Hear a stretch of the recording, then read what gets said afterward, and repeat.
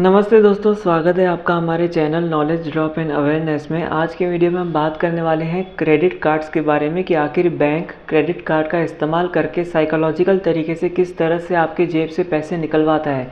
तो सबसे पहले समझ लेते हैं कि आखिर ये जो क्रेडिट कार्ड्स है यह होते क्या है।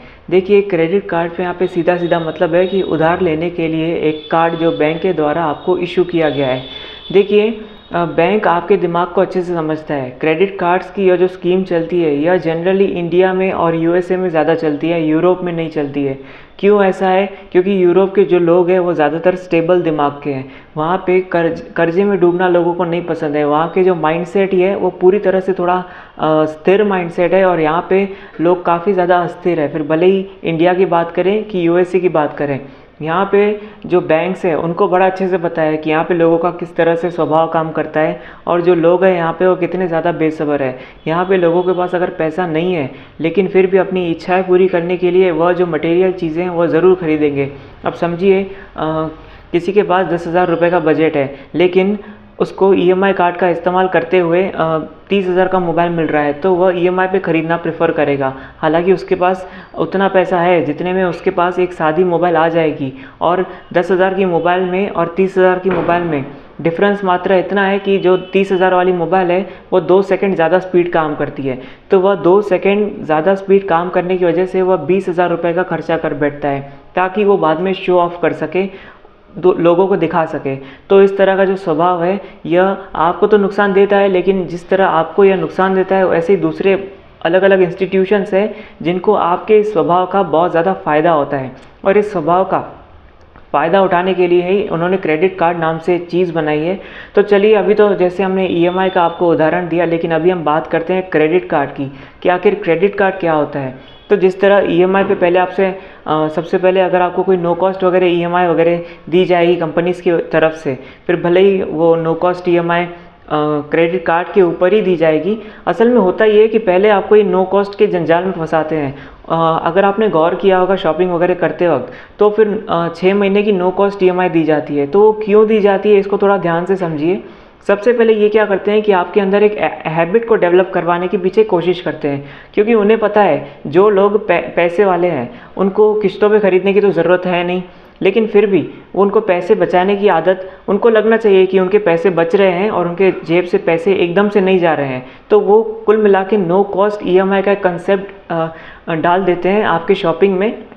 और उसमें आपको लगता है कि अगर 60,000 का मैं लैपटॉप खरीद रहा हूँ तो मुझे एकदम से 60,000 रुपये नहीं देने हैं, मुझे 10-10 हज़ार रुपये करके देने हैं और बाद में जो रिमेनिंग 50,000 बच जाएंगे उसका मैं किसी और जगह पे इस्तेमाल कर सकता हूँ।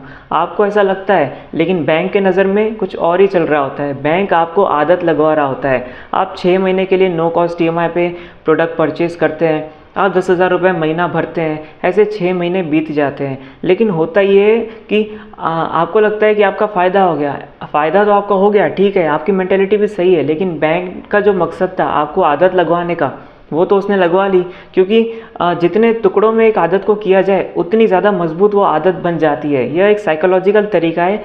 आप एक चीज़ को एक ही बार में लंबे समय के लिए कीजिए, वह चीज़ अपना जुड़ाव आपसे नहीं बना पाएगी। लेकिन अगर आप एक कोई भी अच्छी चीज़ हो या बुरी चीज़ हो, अगर आप टुकड़ों में उसे करते हैं और जितने ज़्यादा दिनों तक या जितने ज़्यादा समय के लिए करते हैं, वह चीज़ उस चीज़ का जुड़ाव आपसे उतना ज़्यादा हो जाएगा। तो बेसिकली मैं यह कहना चाहता हूँ कि बैंक आपको जो आदत लगवाना चाहता था वह आदत उसने 6 महीने के लंबे पीरियड में नो कॉस्ट ईएमआई दे के वह आदत लगवा ली। और वह आदत क्या थी? हर महीने किस्त भरने की।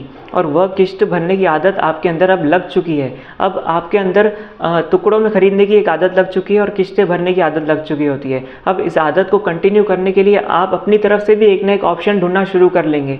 तो अब अगले स्टेप में बैंक पता है क्या करता है, या जो फाइनेंशियल इंस्टीट्यूशंस है या फिर एनबीएफसीज वगैरह हो गए या फिर जो भी ऐसे इंस्टीट्यूशंस हैं जो क्रेडिट प्रोवाइड करते हैं, फिर भले ही वो पर्सनल लोन के रूप में हो या फिर होम लोन के रूप में हो या फिर किसी भी रूप में हो, बस वह अपना पैसा आपको देना चाहते हैं और उसके ऊपर एक तगड़ा ब्याज आपसे वसूलना चाहते हैं। अब होता यह है कि बहुत से लोग ऐसे होते हैं जिनको लोन वगैरह की भी ज़रूरत नहीं होती। देखिए, पहले स्टेप में उन्होंने आपको आदत लगवा ली बैंकों ने। दूसरे स्टेप में वो करते क्या है कि आपको पर्सनल लोन वगैरह ऑफ़र करेंगे, असल में पर्सनल लोन भी थर्ड स्टेप में ऑफ़र करेंगे। दूसरे स्टेप में वो आप क्या करेंगे, सबसे पहले आपको बाइक लोन वगैरह ऑफ़र करेंगे। आपको कोई एसेट के बदले में लोन दिया जाएगा, जैसे कि होम लोन हो गया, बाइक लोन हो गया, कार लोन हो गया। आपको कोई चीज़ खरीदनी पड़ेगी और वो चीज़ आपको बैंक खरीद के देंगी और उसके बदले में आपको उसकी किस्त भरनी पड़ेगी ब्याज के साथ। होम लोन पे जनरली 8 से 10% तक ब्याज लगता है। जो बाइक वगैरह खरीदते हैं उस पर 18% तक ब्याज लग जाता है, और जो कार लोन वगैरह होती है उन पे भी 8 से 10% का ब्याज लग जाता है। यह हुआ बैंक का दूसरा स्टेप। अब जो तीसरे स्टेप की बात करते हैं, अगर आप कार लोन लिया आपने दूसरे स्टेप में, उस पर आप ब्याज भर रहे हैं, अच्छे से आपका चल रहा है, जो आपने नीड अपने अंदर नो कॉस्ट EMI से डेवलप की थी कि हर महीने आपको किस्ता भरनी है और बड़ी चीज़ उठा लेनी है कम पैसों में, यह जो आदत है आपने अपनी तरफ से भी कंटिन्यू की। किस रूप में कंटिन्यू की, पहले तो आपने नो कॉस्ट EMI के जाल में आप फंस गए और उसके बाद आपने यह कार लोन वगैरह एसेट के ऊपर लोन खरीद लिया, और मतलब लोन के ऊपर आपने एसेट खरीद लिया बेसिकली। तो तीसरे जो जंजाल होता है, अगर आप ये सब जो एसेट वाला लोन है आपका अच्छे से चल रहा है, 1-2 साल हो गए, उसके बाद ये बैंक क्या करते हैं, आपको पर्सनल लोन ऑफ़र करते हैं। आपकी यह जो आदत है इसको एक स्टेप और आगे लेके जाते हैं और फिर पर्सनल लोन में जनरली 12% से यह शुरू करते हैं और 10 से 12% से पर्सनल लोन शुरू हो जाते हैं। और उसके बाद इनका शुरू हो जाता है जो असल मकसद है, और वह मकसद है क्रेडिट कार्ड। जनरली अगर आपकी इनकम वगैरह अच्छी है, सिबिल स्कोर अच्छा बन चुका है, तो फिर आपको हाई लिमिट का क्रेडिट कार्ड यह प्रोवाइड किया जाता है। क्रेडिट कार्ड की लिमिट्स जो 30 से 50 हज़ार से शुरू होती है और फिर यह लिमिट्स जो जाती है 25 लाख तक चली जाती है। क्रेडिट कार्ड्स की कोई खास लिमिट ऐसे तय नहीं की जाती है, ये बैंक के ऊपर रहता है और आपकी प्रोफाइल के ऊपर रहता है कि आप मतलब कितनी इनकम करते हैं, आप जितने प्रूफ्स वगैरह प्रोवाइड करते हैं। लोग सामने से क्रेडिट कार्ड, यहाँ पे इंडियन मार्केट असल में ऐसा मार्केट है, अमेरिकन मार्केट असल में ऐसा मार्केट है कि इंडिया और अमेरिका में लोग सामने से क्रेडिट कार्ड के लिए डिमांड करते हैं, और वही डिमांड जो है यूरोपियन कंट्रीज़ में डिमांड यह नहीं की जाती, क्योंकि वहाँ के जो माइंडसेट है काफ़ी स्टेबल माइंडसेट है। तो यूरोपियन कंट्रीज़ के जो बैंक्स और इंस्टीट्यूशंस है, फाइनेंशियल इंस्टीट्यूट, अब फाइनेंशियल इंस्टीट्यूट को तो पैसा निकलवाना है ना, तो वो यूरोपियन कंट्रीज़ में जनरली क्या करते हैं, डेबिट कार्ड के ऊपर ऑफर्स चलाते हैं। डेबिट कार्ड के ऊपर किस तरह से ऑफर्स चलाए जाते हैं, तो वह डेबिट कार्ड के साथ इंश्योरेंस पॉलिसी देंगे और फिर एक एनुअल सब्सक्रिप्शन डेबिट कार्ड का वो ऑफ़र कर देंगे कि आपको 800 रुपये डेबिट कार्ड के एनुअली भरने हैं, उसके ऊपर आपको डेबिट कार्ड के साथ साथ इंश्योरेंस दिया जाएगा। ऐसे उटपटांग तरीके वहाँ पे अपनाए जाते हैं, क्योंकि इंस्टीट्यूशन का जो काम रहता है वो, जैसे आप अगर अपनी जॉब करते हो, आप अपनी जॉब में माहिर हो जाते हो। क्यों माहिर हो जाते हो? क्योंकि आप पूरा दिन असल में वही काम करते हो। तो जैसे ये जो इंस्टीट्यूशंस वगैरह होते हैं, यह एक तरह से इनका जो काम है, इनका काम यही है कि आपकी जेब से पैसा निकलवाना है, और किस तरीके से निकलवाना है वह तरीके ढूंढने का काम असल में यह पूरा दिन करते रहते हैं। तो असल में आप सोच भी नहीं सकते, ये ऐसे ऐसे तरीके अपनाते हैं ताकि बस अपनी जेब से पैसा आपकी जेब से असल में पैसा निकलवा सकें, क्योंकि जितना ज़्यादा आपकी जेब से पैसा निकलवाएंगे उतना ज़्यादा उनका खुद का प्रमोशन होगा।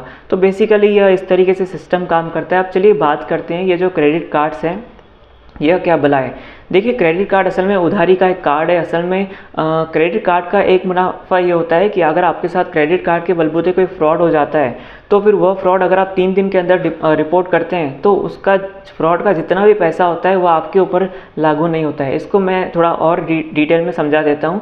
समझिए, आपके पास डेबिट कार्ड है, डेबिट कार्ड डायरेक्ट आपके अकाउंट से लिंक होता है, तो मतलब जितना भी उससे पैसा निकलेगा वो आपके अकाउंट से माइनस हो जाएगा। लेकिन क्रेडिट कार्ड में ऐसा सिस्टम किया जाता है कि अगर आप पेमेंट करते हैं किसी को, तो वह आपके अकाउंट से नहीं कटेगा। आपके अकाउंट में भले ही ज़ीरो बैलेंस है, आपके क्रेडिट कार्ड की लिमिट अगर 50,000 है और आपने किसी को 45,000 की पेमेंट कर ली, तो वह पेमेंट आपके अकाउंट से नहीं कटेगी, वह पेमेंट बैंक कर लेगा आपके बिहाफ में, और फिर आपको एक लिमिट पीरियड देता है। 50 दिन का पीरियड रहता है, या फिर 45 दिन का पीरियड लेता है, या फिर महीने के अंत का पीरियड देता है। महीने के अंत तक बेसिकली आपको वो पैसा बैंक को फिर लौटाना पड़ता है। अब यहाँ पे एक साइकोलॉजिकल तरीका आता है, क्रेडिट कार्ड की सबसे ज़्यादा कमाई किस तरीके से होती है। देखिए, अगर आपने 50,000 का आपने पेमेंट किसी को कर दी, आपने कुछ शॉपिंग कर ली 50,000 रुपीज़ की, समझिए आप कपड़े की दुकान पे गए, कपड़े की दुकान पे आपने 50,000 रुपये के कपड़े खरीद लिए। अब एक महीने के बाद आपको वो पेमेंट बैंक को वापस देनी है, क्योंकि जब आपने कपड़े खरीदे, 50,000 की पेमेंट आपने दुकानदार को की, तो वह पेमेंट आपके अकाउंट से तो नहीं कटी, वह पेमेंट बैंक ने भर दी दुकानदार को। और उसके बाद हुआ ये कि आपको 1 महीने बाद वह जो पेमेंट है वापस बैंक को सबमिट करनी पड़ती है। लेकिन अगर आप वो पेमेंट करना भूल जाते हैं, तो अगर आप एक दिन भी वो पेमेंट भूल जाते हैं तो फिर बैंक की तरफ से आपको हाई इंटरेस्ट चार्ज किया जाता है। और वह इंटरेस्ट कितना रहता है? इंटरेस्ट होता है 3 से 5%। अब जो जनरली लोन वगैरह जो लोग नहीं लेते हैं, जो लोग फाइनेंशियली अवेयर नहीं रहते हैं, उनको यह बहुत छोटा अमाउंट लगता है। उन्हें लगता है यार अगर मैं 50,000 का लोन लूँगा तो 3% के हिसाब से अगर मुझे महीने में भरने हैं तो मुझे 1500 रुपये ऊपर भरने पड़ेंगे, तो चलो कोई बात नहीं। लेकिन देखिए यह जो आदत है ये भारी पड़ जाती है। मैंने आपको शुरू में इस वीडियो के क्या समझाया था कि बैंक आपको असल में आदत ही लगवाने के पीछे पड़ा रहता है। बैंक के पास जो इंस्टीट्यूशंस रहते हैं, फाइनेंशियल इंस्टीट्यूट, इनके पास एक लिस्ट रहती है कि यह इंसान है, यह जो टाइम टू टाइम पेमेंट कर रहा है, यह एक ग्रुप है जो टाइम टू टाइम पेमेंट कर रहा है, यह इंसान होगा, यह ग्रुप है जो एक दिन बाद लेट पेमेंट करता है, और यह इंसान होगा एक ग्रुप है जो 2 दिन बाद लेट पेमेंट करता है, और यह इंसान होगा एक ग्रुप है जो 10 दिन बाद लेट पेमेंट करता है। तो यहाँ पे आपके अंदर आदत लगवाई जाती है। अब ये आदत किस तरह लगवाई जाती है?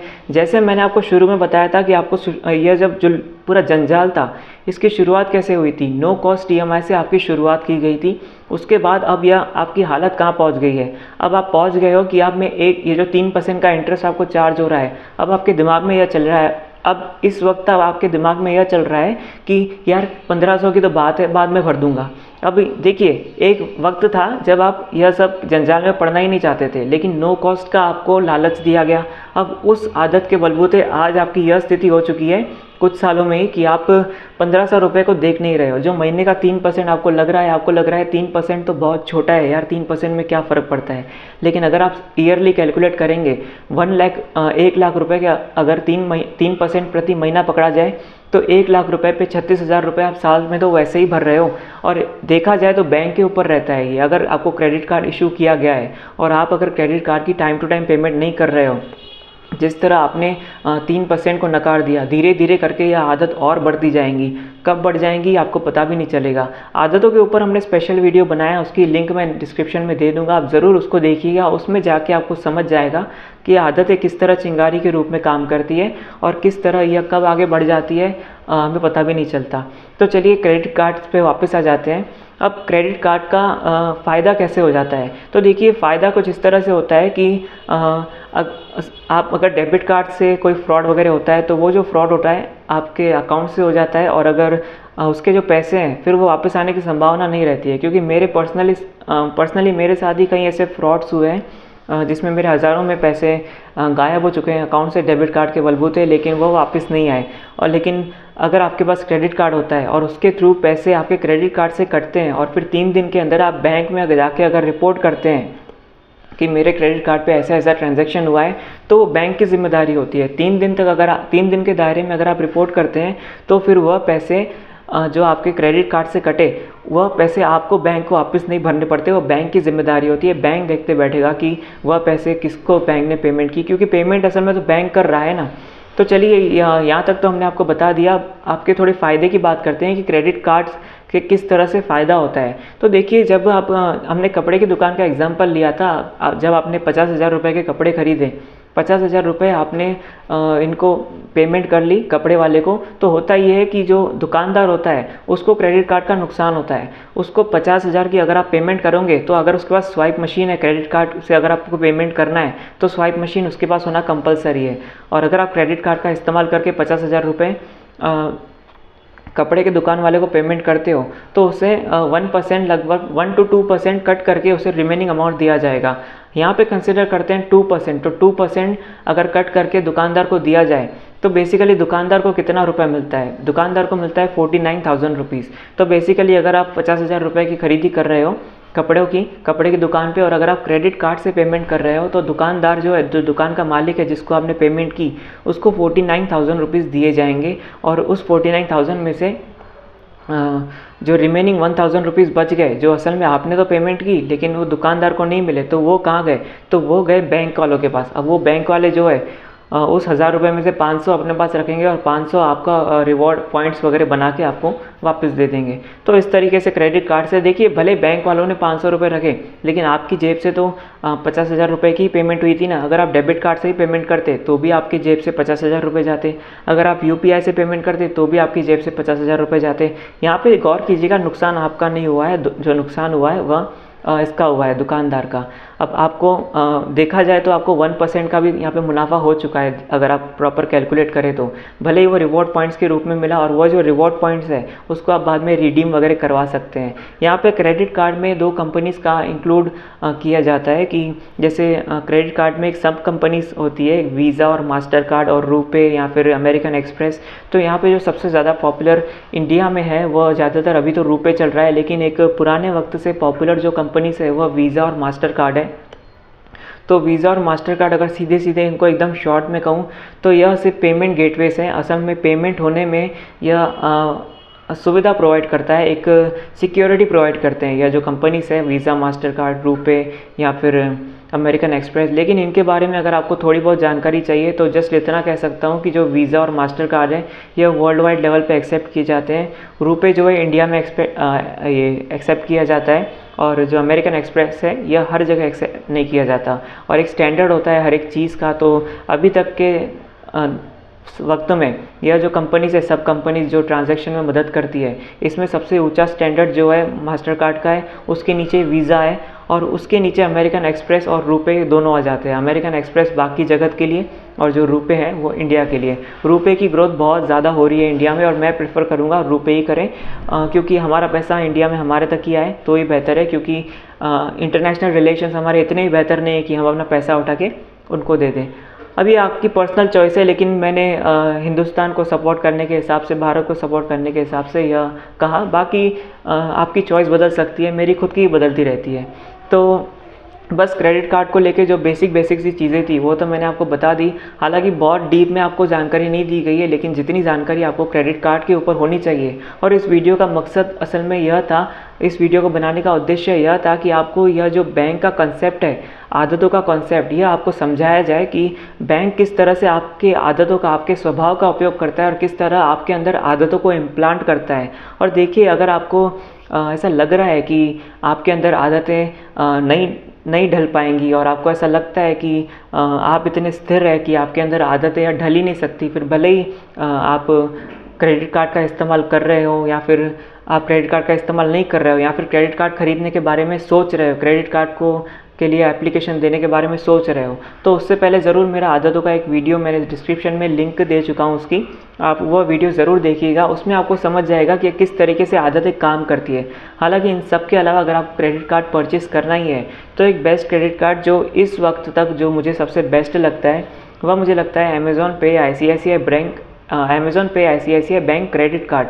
क्योंकि क्रेडिट कार्ड की असल में कमाई किस तरह से होती है वह मैं आपको बताना चाहता हूँ। देखिए, क्रेडिट कार्ड बहुत से तरीक़ों से कमाता है, कुछ तरीके तो मैंने आपको पहले ही बता दिए। इसके अलावा एक और तरीका होता है क्रेडिट कार्ड के द्वारा बैंक की कमाई का। बैंक असल में क्रेडिट कार्ड का इस्तेमाल करके आपके जेब से जो पैसे निकलवाता है, वह पैसे निकलवाने का एक और तरीका होता है एनुअल चार्जेस और रीन्यूअल चार्जेस और इशूइंग चार्जेस।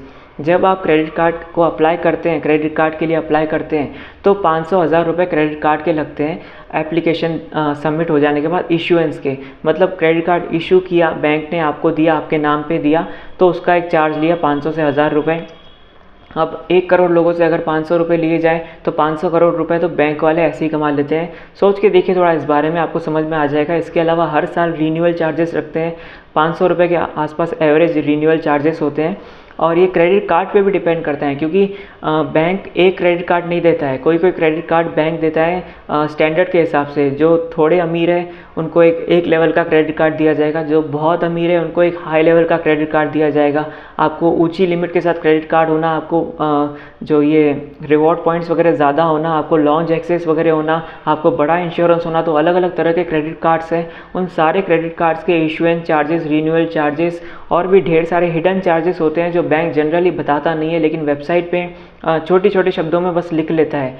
तो क्रेडिट कार्ड खरीदने से पहले चार्जेस के बारे में ज़रूर पूछिए, नहीं तो बाद में पता चले कि आपके ऊपर ढेर सारे चार्जेस लग चुके हैं। एक पर्सनल एक्सपीरियंस अगर बताऊं तो पैसा बाज़ार का मैंने क्रेडिट कार्ड ख़रीदा था, 2000 रुपये भर के FD के ऊपर क्रेडिट कार्ड लिया था। हालांकि देखिए, मैंने पैसे भर के क्रेडिट कार्ड लिया, 2000 रुपये की FD की थी, उस पर क्रेडिट कार्ड लिया, लेकिन जब मुझे 3 महीने बाद देखा तो उसमें जो बैलेंस था 1600 रुपये का था, जिसमें मैंने 1 रुपये का भी खर्चा नहीं किया था।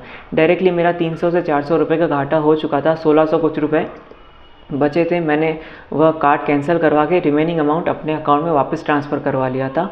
तो इस तरह से अगर आपको क्रेडिट कार्ड दिया जा रहा है तो बस इतना अवेयर हो जाइए कि जो बैंक है वह सिर्फ अपने बारे में सोचेगा और कभी भी कोई भी कंडीशंस लागू हो सकती है और हर चीज़ के लिए तैयार रहिए।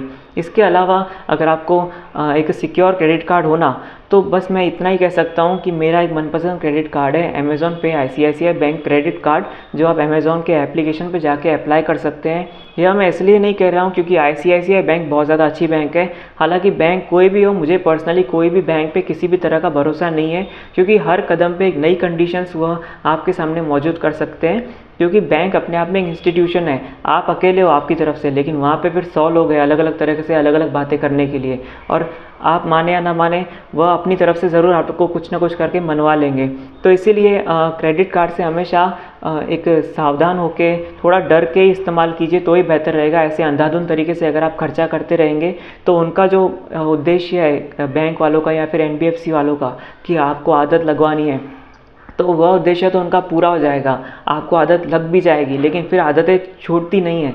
आदतें छोड़ने में जो तकलीफ़ होती है वह अभी आपके बीते अनुभव ही है कि आपको बता सकते हैं, या फिर आप दूसरे लोगों को देख ही चुके होंगे कि अगर आप बाहर भी निकले तो आपको दिखता होगा कि कौन दारू में पड़ा है, कौन कर्जे में डूबा है, आपको आइडिया हो जाएगी लगभग। आदतें कैसी भी हो, अच्छी आदतें हो बुरी आदतें हो, अगर लग गई तो फिर छूटती मुश्किल है। इसलिए हो सके उतनी अच्छी आदतें लगाएं, इन सब चक्करों से दूर ही रहे। लेकिन फिर भी अगर आपको कोई कार्ड लेना ही है जिसमें आपको हिडन चार्जेस की टेंशन वगैरह ना हो, कोई भी चार्जेस वगैरह की टेंशन ना हो, इशुएंस फ़ी ना हो, रिन्यूअल फ़ी ना हो, तो मैंने जितना सर्च किया है मुझे अमेज़ॉन पे ICICI बैंक क्रेडिट कार्ड अच्छा लगता है। इसमें कोई इशुएंस फ़ीस नहीं है, कोई भी इशू करने के लिए आपको फ़ीस नहीं पेमेंट करनी पड़ती, कोई रिन्यूअल चार्जेस नहीं पेमेंट करने पड़ते। हालांकि ICICI बैंक पर मुझे कोई ख़ास भरोसा नहीं है, मुझे असल में किसी बैंक पर भरोसा नहीं है, लेकिन फिर भी मैं कार्ड क्यों प्रेफर कर रहा हूँ, क्योंकि मुझे अमेज़ॉन पे भरोसा है। तो जस्ट इसी के साथ मैं यह वीडियो ख़त्म करता हूँ। और कैसा लगा आपको ये हमारा छोटा सा टॉपिक के ऊपर जो हमने आपको बेसिक सी अवेयरनेस दी, इस बारे में अगर आपको कुछ अपनी टिप्पणी करनी है तो ज़रूर नीचे कमेंट्स में बताइएगा। इसके अलावा लाइक और शेयर करके भी अप्रिशिएट कर सकते हैं। Thank you very much video देखने के लिए।